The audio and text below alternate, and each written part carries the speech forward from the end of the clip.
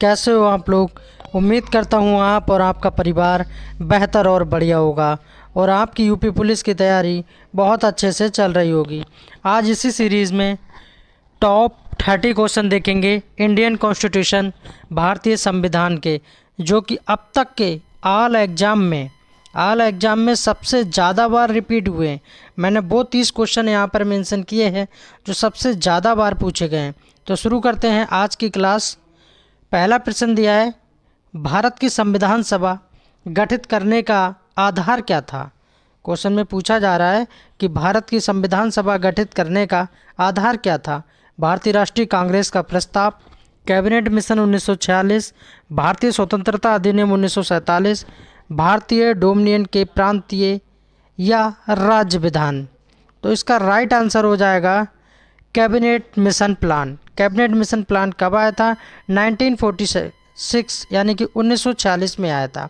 और यही आपको याद रखना है कि किप्स मिशन भारत कब आया था। ये पता होना चाहिए कि किप्स मिशन भारत कब आया था। तो कब आया था? 1942 यानी कि 1942 में आया था। और कैबिनेट मिशन कब आया था? 1946 में आया था। और किप्स मिशन कब आया? 1942 में आया था। ये 1942 में आया था, लेकिन ये कैसा रहा था? असफल रहा था। और कैबिनेट मिशन जब आया था 1946 में, तो ये सफल रहा था। ये तो इससे रिलेटेड बातें हैं।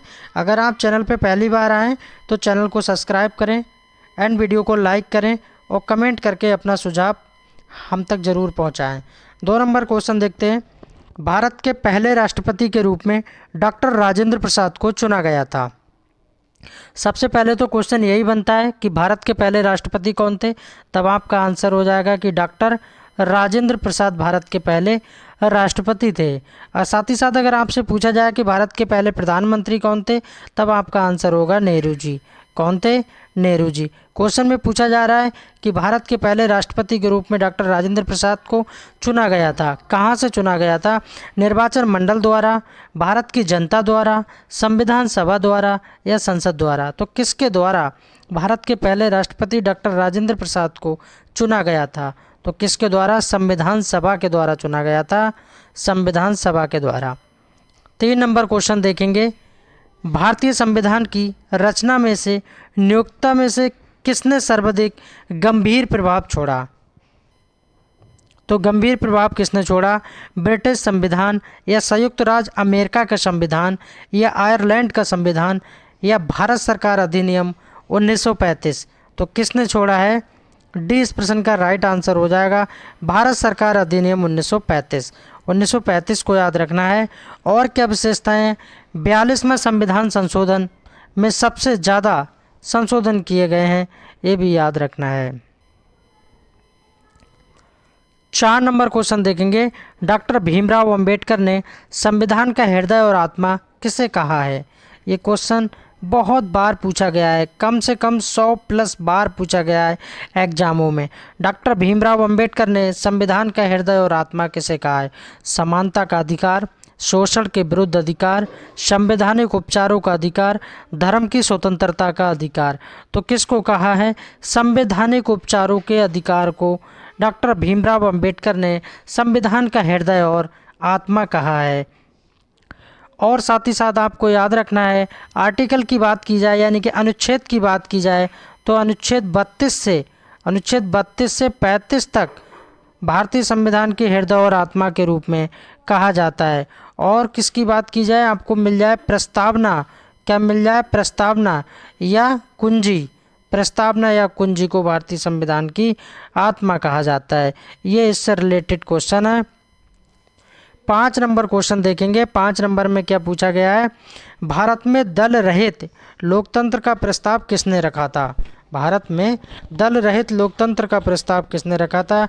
जयप्रकाश नारायण, महात्मा गांधी, विनोबा भावे, एस.ए. डोंगे। तो किसने रखा था? जयप्रकाश नारायण ने रखा है। जयप्रकाश नारायण ने रखा है। लोकनायक के रूप में इनको जाना जाता है। साथ ही साथ ये याद रखना है, लोकनायक के रूप में इनको जाना जाता है। आपसे पूछा जाएगा कि लोकनायक किसको कहा जाता है, तो जयप्रकाश नारायण को लोकनायक कहा जाता है। ये आपको याद रखना है।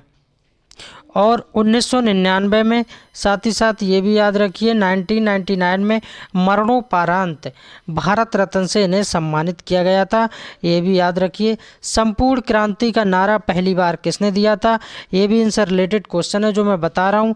संपूर्ण क्रांति का नारा पहली बार किसने दिया था, तो जयप्रकाश नारायण ने ही संपूर्ण क्रांति का नारा दिया था। और सर्वोदय योजना भी इन्होंने ही चालू की थी, जयप्रकाश नारायण ने। इनसे रिलेटेड ये सारे क्वेश्चन मैंने बता दिए। अगर वीडियो अच्छी लग रही है तो सभी भाई बहन प्लीज़ वीडियो को लाइक करेंगे एंड चैनल को सब्सक्राइब करेंगे। 6 नंबर क्वेश्चन देखेंगे, संविधान के उद्घाटन के लिए 26 जनवरी का दिन क्यों चुना गया था। क्वेश्चन में पूछा जा रहा है कि 26 जनवरी का ही दिन क्यों चुना गया था। इसको शुभ दिन माना गया था, ऐसा कुछ नहीं है। उस दिन 1942 में भारत छोड़ो आंदोलन शुरू किया गया था, ऐसा भी नहीं है। कांग्रेस ने इसे 1930 में स्वाधीनता दिवस के रूप में मनाया था, ये बात बिल्कुल ठीक है। 6 का क्या हो जाएगा, सी इस प्रश्न का राइट आंसर हो जाएगा। 7 नंबर क्वेश्चन देखेंगे, निम्नलिखित में से किस एक अधिनियम ने भारत में संघीय शासन की व्यवस्था दी थी। किसकी बात हो रही है, संघीय शासन की बात हो रही है 7 नंबर क्वेश्चन में। भारत सरकार अधिनियम 1909, भारत सरकार अधिनियम 1919, भारत सरकार अधिनियम 1935, भारत सरकार स्वाधीनता अधिनियम 1947। तो इसका राइट आंसर हो जाएगा भारत सरकार अधिनियम 1935। 1935 को संघीय शासन की व्यवस्था दी गई है। 1909 के बारे में जान लीजिए, ये क्या कहता है, मार्लो मिंटो सुधार। मार्लो मिंटो सुधार कब आया था, 1909 में, ये उसके तहत बात हो रही है। और साथ ही साथ याद रखना है 1919 में क्या होता है, मॉन्टेग्यू चैम्प्सफोर्ड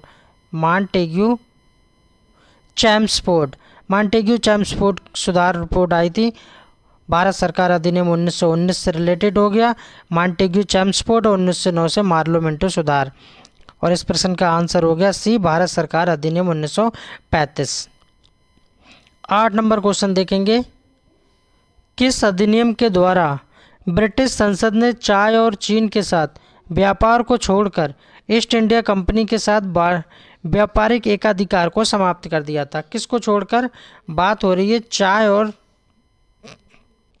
संसद ने चाय और चीन के साथ, ठीक है, ब्रिटिश संसद ने चाय और चीन के साथ व्यापार को छोड़कर ईस्ट इंडिया कंपनी के साथ व्यापारिक एकाधिकार को समाप्त कर दिया था। वो चार्टर अधिनियम बताना है। अगर साथ ही साथ आपसे ये पूछ लिया जाए कि ईस्ट इंडिया कंपनी की स्थापना कब हुई थी, तो आपको याद रखना है 1600 ईस्वी में ईस्ट इंडिया कंपनी की स्थापना हुई थी। तो 8 का राइट आंसर हो जाएगा 1813 का चार्टर अधिनियम के तहत ब्रिटिश संसद ने चाय और चीन के साथ व्यापार को छोड़कर ईस्ट इंडिया कंपनी के साथ व्यापारिक एकाधिकार को समाप्त कर दिया था। 9 नंबर क्वेश्चन देखेंगे, रेगुलेटिंग एक्ट भारत में कब आया था। किसकी बात हो रही है, रेगुलेटिंग एक्ट की बात हो रही है। 1773, 1526, 1556, 1835। तो 1773 इसका राइट आंसर हो जाएगा। 1773 में रेगुलेटिंग एक्ट भारत में आया था। 9 का ए सही हो जाएगा। ईस्ट इंडिया कंपनी की मैंने स्थापना बताई थी आपको, 1600 में ईस्ट इंडिया कंपनी की स्थापना हुई थी। और सभी भाई बहन कमेंट करके बताएंगे कि ईस्ट इंडिया कंपनी की जब स्थापना हुई थी तो उस समय कौन मुगल बादशाह अपने पद पर आसीन था। 10 नंबर क्वेश्चन देखेंगे, निम्नलिखित में से कौन सी विशेषता भारतीय राजतंत्र की नहीं है। क्वेश्चन को सही से पढ़ना है, उसमें नहीं में पूछा जा रहा है कि भारतीय राजतंत्र की कौन सी विशेषता नहीं है। 1 संविधान संगत सरकार, लोकतांत्रिक सरकार, विधि का शासन, सत्तावादी सरकार। तो 10 का राइट आंसर हो जाएगा सत्तावादी सरकार की यहाँ व्यवस्था नहीं है। 1 संविधान संगत सरकार बिल्कुल है, लोकतांत्रिक गणराज्य भी है, विधि का शासन भी है। डी इस प्रश्न का राइट आंसर हो जाएगा क्योंकि नहीं में पूछा जा रहा है। 11 नंबर क्वेश्चन देखेंगे। 11 नंबर में क्या, निम्नलिखित कथनों पर विचार कीजिए और उनके उत्तर आपको देना है।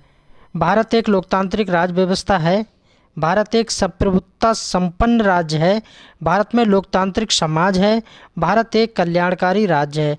अगर आप गौर से देखेंगे तो ये सारे के सारे पॉइंट बिल्कुल पॉजिटिव हैं, यानी कि ठीक हैं। अब विकल्प में पढ़ लेते हैं तो ए बी 1 2 3 4, यानी कि जो ए बी सी और डी जो चारों पॉइंट हैं वो बिल्कुल ठीक हैं। तो डी इस प्रश्न का राइट आंसर हो जाएगा। 12 नंबर क्वेश्चन देखेंगे, एक नया राज्य बनाने में संवैधानिक संशोधन के लिए कैसा बहुमत चाहिए।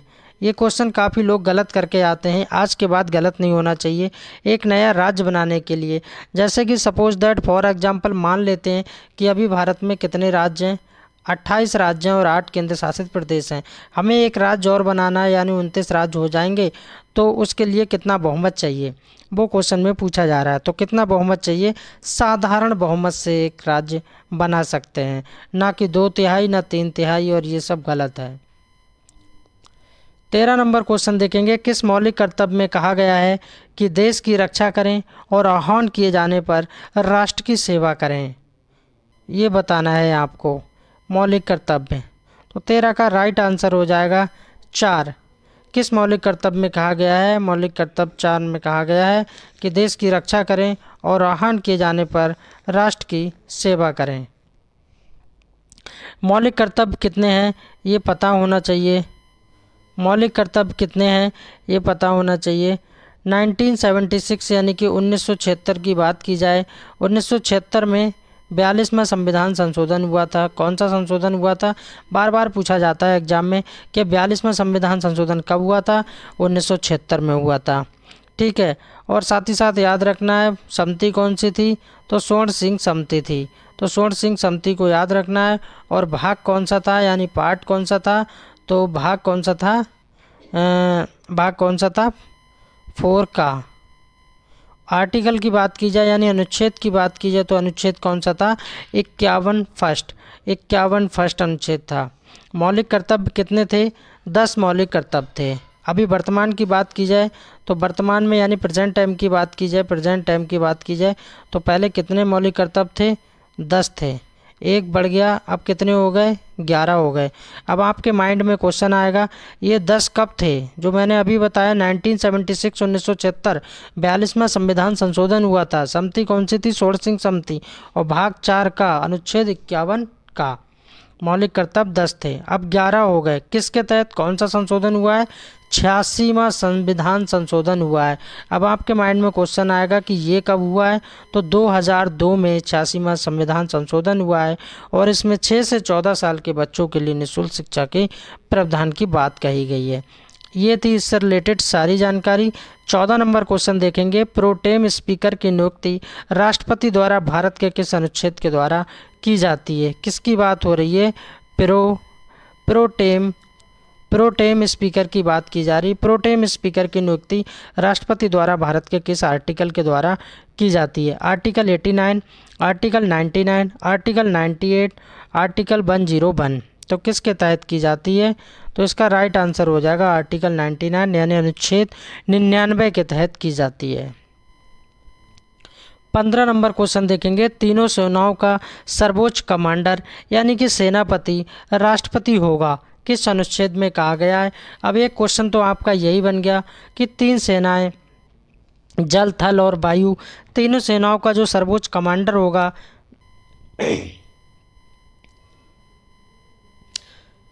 जो सेनापति होगा वो कौन होगा, वो भारत का प्रेसिडेंट यानी कि राष्ट्रपति होगा। क्वेश्चन में ही बोला गया, ये आपका डाउट क्लियर हो गया। अब आपसे कहा जा रहा है कि किस आर्टिकल के तहत होगा, किस अनुच्छेद के तहत होगा, वो आपको बताना है। अनुच्छेद 53, अनुच्छेद 55, अनुच्छेद 52, अनुच्छेद 356। तो किस अनुच्छेद के तहत होगा, अनुच्छेद 53 यानी 53 कहता है कि भारत का जो राष्ट्रपति होगा वो तीनों सेनाओं का सर्वोच्च कमांडर होगा। 16 नंबर क्वेश्चन देखेंगे, किस अनुच्छेद के तहत राष्ट्रपति किसी को क्षमादान कर सकता है। अब यहाँ पर 2 क्वेश्चन बनते हैं, एक तो बनता है राष्ट्रपति से, एक बनता है आपका राष्ट्रपति से और दूसरा बनता है आपका राज्यपाल से। एक राष्ट्रपति भी क्षमादान कर सकता है, राज्यपाल भी कर सकता है। तो दोनों बातें आज इस क्वेश्चन के माध्यम से क्लियर करेंगे। जब आपसे कहा जाए कि राष्ट्रपति किसी को क्षमादान कर सकता है किस आर्टिकल के तहत, तब आपको 72 लगाना है यार, 72 अनुच्छेद लगाना है। 72 अनुच्छेद के तहत, 72 आर्टिकल के तहत राष्ट्रपति किसी को माफ़ कर सकता है, किसी को क्षमादान कर सकता है। और जब राज्यपाल की बात आ जाए और जब राज्यपाल की बात हो जाए तब आपको क्या याद रखना है, तब आपको क्या रखना है याद, तब 161 याद रखना है, आर्टिकल 161 को याद रखना है। राज्यपाल किस अनुच्छेद के तहत माफ़ कर सकता है, 161, और राष्ट्रपति 72 अनुच्छेद के तहत यानी 72 के तहत माफ़ कर सकता है। 17 नंबर क्वेश्चन देखेंगे, लोकसभा की कितनी सीटें अनुसूचित जाति यानी एससी के लिए आरक्षित हैं। किसकी बात हो रही है, लोकसभा की। अच्छा, संसद के बारे में मैंने पिछली वीडियो में ही बताया था। संसद के अंग कितने हैं, क्वेश्चन बन जाता है। तो संसद के 3 अंग हैं, एक तो आपका आ जाएगा राज्यसभा, और एक आपका आ जाएगा लोकसभा, और एक आ जाएगा आपका राष्ट्रपति। तो ये 3 हैं, राज्यसभा, लोकसभा और राष्ट्रपति। अब क्वेश्चन में पूछा जा रहा है कि जो लोकसभा है, लोकसभा का नेता कौन होता है, पीएम यानी कि प्रधानमंत्री। कौन होता है, प्रधानमंत्री होता है। बात हो रही है लोकसभा की, लोकसभा की बात हो रही है, और लोकसभा में एससी की सीटों की बात हो रही है, यानी कि अनुसूचित जाति की बात हो रही है। तो कितनी आरक्षित सीटें होना चाहिए, तो 17 का राइट आंसर हो जाएगा 84 सीटें होना चाहिए एससी के लिए। ये आपको याद रखना है। और साथ ही साथ अगर आपसे ये पूछ लिया जाए, अब ज़रूरी नहीं इस क्वेश्चन में तो एससी के बारे में पूछा है, अगर एससी के बारे में पूछे तो आप क्या याद रखेंगे, 84। अगर आपसे एसटी के बारे में पूछ लिया तब आप क्या करेंगे, तब क्या बताएंगे आप। एससी के बारे में तो 84 को आपने याद रख लिया, एसटी के बारे में आपको 47 याद रखना है। कितनी याद रखना है, 47 याद रखना है। और एससी में 84 सीटें याद रखना है। दोनों क्वेश्चन पूछे हुए हैं छोटे बड़े सभी एग्जामों में, तो इसलिए दोनों बातें पता होना चाहिए। चलिए नेक्स्ट क्वेश्चन देखते हैं, 18 नंबर। राज्यसभा राज्य के किसी विषय पर कानून किस अनुच्छेद के तहत बना सकती है। ये राज्यसभा के पास पावर होती है कि किस विषय पर अनुच्छेद के तहत कानून बना सकती है। तो अनुच्छेद 249, अनुच्छेद 312, अनुच्छेद 349, अनुच्छेद 53। तो किस के तहत कानून बना सकती है, अनुच्छेद 249 के तहत यानी 249 के तहत राज्यसभा राज्य के किसी विषय पर कानून बना सकती है, 249 के तहत।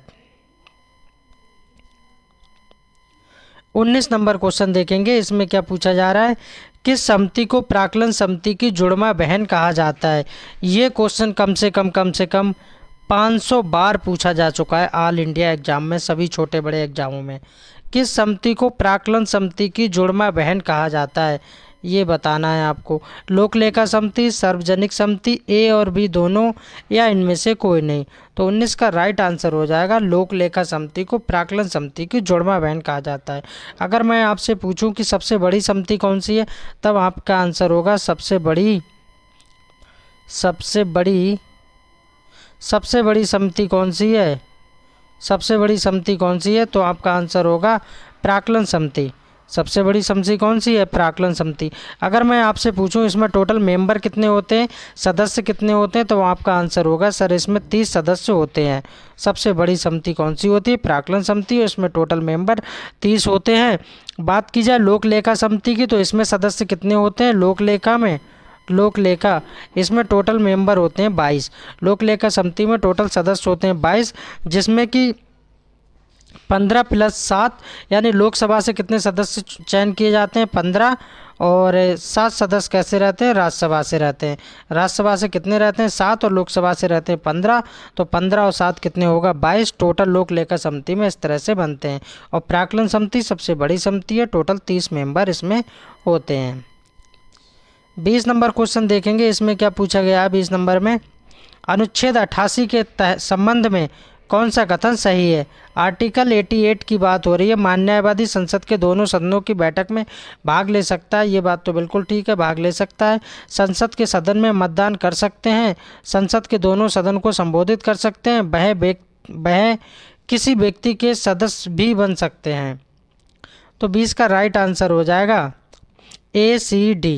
क्या हो जाएगा, ACD सही हो जाएगा इसका, ACD मतलब कि मान्यवादी संसद के दोनों सदनों की बैठक में भाग ले सकते हैं, यानी राज्यसभा और लोकसभा दोनों में भाग ले सकते हैं। और सी में कहा जा रहा है कि संसद के दोनों सदन को संबोधित भी कर सकता है, भाग भी ले सकता है, संबोधित भी कर सकता है, यानी राज्यसभा और लोकसभा की बात हो रही है। और डी में कहा जा रहा है वह किसी व्यक्ति के सदस्य भी बन सकता है, यानी कि ACD सही हो जाएगा। 21 नंबर क्वेश्चन देखेंगे, संविधान सभा की प्रथम बैठक कब हुई थी। क्वेश्चन में पूछा जा रहा है कि संविधान सभा की प्रथम बैठक कब हुई थी।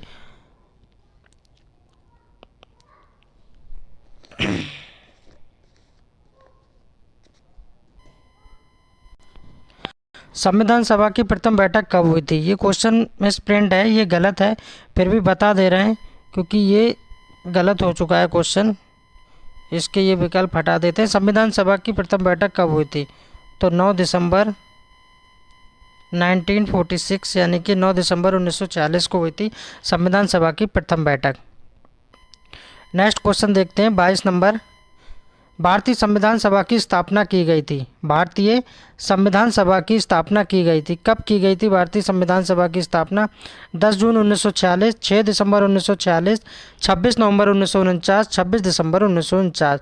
तो कब की गई थी इसकी, 6 दिसंबर 1946 को संविधान सभा की स्थापना की गई थी। साथ ही साथ आपको याद रखना है कि संविधान सभा के जो टेम्परेरी स्पीकर थे वो कौन थे, सच्चिदानंद सिन्हा थे। कौन थे, सच्चिदानंद सिन्हा। और संविधान सभा के जो स्थायी अध्यक्ष बनाए गए थे वो कौन बनाए गए थे, स्थायी अध्यक्ष कौन थे, तो डॉक्टर राजेंद्र प्रसाद को स्थायी अध्यक्ष बनाया गया था। 23 नंबर क्वेश्चन देखेंगे, निम्नलिखित नेताओं में से किसने 13 दिसंबर 1946 को संविधान सभा में उद्देश्य संकल्प पेश किया था। डेट भी दे दी है कि 13 दिसंबर 1946 को किसने उद्देश्य प्रस्ताव पेश किया था। तो डॉक्टर भीमराव अंबेडकर, कन्हैयालाल मिश्र, पंडित जवाहरलाल नेहरू, सुभाष चंद्र बोस। किसने पेश किया था, तो पंडित जवाहरलाल नेहरू ने 13 दिसंबर 1946 को संविधान सभा में उद्देश्य प्रस्ताव पास किया था। और साथ ही साथ आप याद रख सकते हैं क्योंकि इसमें ये कई बार क्वेश्चन बन जाता है, 6 दिसंबर 1946, 6 दिसंबर 1946 को क्या हुई है स्थापना, जो ऊपर बता दी थी मैंने। अगर आपसे 6 इसमें 9 दिसंबर की बात की जाए, 9 दिसंबर 1946, 9 दिसंबर 1946 को क्या अस्थायी अध्यक्ष चुने गए थे, सच्चिदानंद सिन्हा। और 9 और 2 11, 11 दिसंबर 1946 को स्थायी अध्यक्ष चुने गए थे डॉक्टर राजेंद्र प्रसाद। ये बातें भी आपको याद रखना है। 24 नंबर क्वेश्चन देखेंगे, 24 नंबर में क्या है, प्रारूप समिति में टोटल सदस्य कितने थे। ये क्वेश्चन भी कई बार पूछा गया है कि प्रारूप समिति में टोटल मेंबर कितने थे, यानी कि सदस्य कितने थे, ये आपको बताना है। कितने मेंबर थे, तो टोटल मेंबर कितने थे, 7 थे। और प्रारूप समिति के अगर अध्यक्ष पूछा जाए तो कौन थे, तो भीमराव अंबेडकर इसके अध्यक्ष थे प्रारूप समिति के। और साथ ही साथ आप नोट डाउन कर सकते हो क्योंकि क्वेश्चन आगे बन गया थोड़ा डीपली, तो आपको पता होना चाहिए कि कौन कौन से आखिर वो 7 मेंबर थे। ठीक है, कृष्णा स्वामी अयंकर, एन गोपाला स्वामी, कन्हैयालाल, मणिकलाल मुंशी जिसको शॉर्ट में क्या बोलते हैं, के एम मुंशी बोलते हैं। ठीक है, एन माधव राज हो गए, टी कृष्णाचारी हो गए, मोहम्मद सादुल्ला हो गए। और इसके अध्यक्ष कौन थे, डॉक्टर भीमराव अंबेडकर थे। तो इस प्रश्न का आंसर क्या हो जाएगा, टोटल मेंबर कितने थे, तो टोटल सदस्य जो कितने थे, 7 थे, यानी कि 7 सदस्य थे। 25 नंबर क्वेश्चन देखेंगे, 25 नंबर में क्या है, भारत में पहली बार संविधान दिवस किस तिथि को मनाया गया था। 2015, 2014, 2016 या 2017। कब मनाया गया था, 2015 को पहली बार भारत में संविधान दिवस मनाया गया था। ये इस प्रश्न का राइट आंसर हो जाएगा। 26 नंबर क्वेश्चन देखेंगे, संविधान में धर्मनिरपेक्ष और समाजवाद शब्द किस वर्ष जोड़े गए थे। 1950, 1951, 1976 या 1977। तो कब जोड़े गए थे, 1976 में जोड़े गए थे, यानी कि 1976 में धर्मनिरपेक्ष समाजवाद शब्द जोड़े गए थे संविधान में। सी इसका राइट आंसर हो जाएगा। 27 नंबर क्वेश्चन देखेंगे, पंचवर्षीय योजना की अवधारणा किस देश के संविधान से प्रेरित या लिया गया है। किसकी बात हो रही है, पंचवर्षीय योजना की।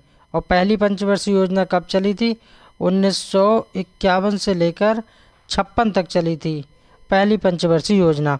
सोवियत संघ, चीन, जापान, अमेरिका। तो 27 का राइट आंसर हो जाएगा सोवियत संघ, पहला वाला बिल्कुल ठीक हो जाएगा। 28 नंबर क्वेश्चन देखेंगे, निम्नलिखित में से कौन सा कथन सही है। इसमें सही बताना है कि कौन सा कथन सही है। राज्य के नीति निर्देशक तत्व आयरलैंड से लिए गए हैं, बिल्कुल ठीक है। मौलिक कर्तव्य रूस से लिए गए हैं, बिल्कुल ठीक है। मौलिक अधिकार अमेरिका से लिए गए हैं, यानी कि आंसर क्या हो जाएगा इस प्रश्न का, डी सही हो जाएगा। ये सारे के सारे ठीक हैं। 29 नंबर क्वेश्चन देखेंगे, राज्यसभा सदस्य बनने के लिए न्यूनतम आयु कितनी होना चाहिए। किसकी बात हो रही है, राज्यसभा की। और राज्यसभा कैसा सदन है, ये कैसा है, ये स्थायी है, ये आपको याद रखना है। अगर लोकसभा की बात की जाए तो लोकसभा कैसा है, लोकसभा अस्थायी है, ठीक है। इसमें से कौन भंग हो सकता है, लोकसभा जो है, लोकसभा का चुनाव होता है, भंग हो जाती है, जबकि ये कैसा सदन है, स्थायी सदन है राज्यसभा। तो राज्यसभा सदस्य बनने के लिए न्यूनतम आयु कितनी होना चाहिए, तो इसकी कितनी होना चाहिए, 30 वर्ष होना चाहिए, यानी कि 30 ईयर्स होना चाहिए, 30 साल होना चाहिए। और साथ ही साथ आपसे लोकसभा की पूछी जाए तो क्या करेंगे आप, 25 वर्ष लगाएंगे। वोट डालने की उम्र कितनी होना चाहिए, 18 वर्ष होना चाहिए। और इस वीडियो का लास्ट क्वेश्चन देखेंगे, भारत के राष्ट्रपति को पद से हटाया जा सकता है, किसके द्वारा हटाया जा सकता है। ये क्वेश्चन भी रिपीटेड है, काफ़ी एग्जामों में पूछा गया है कि भारत के राष्ट्रपति को पद से हटाया जा सकता है।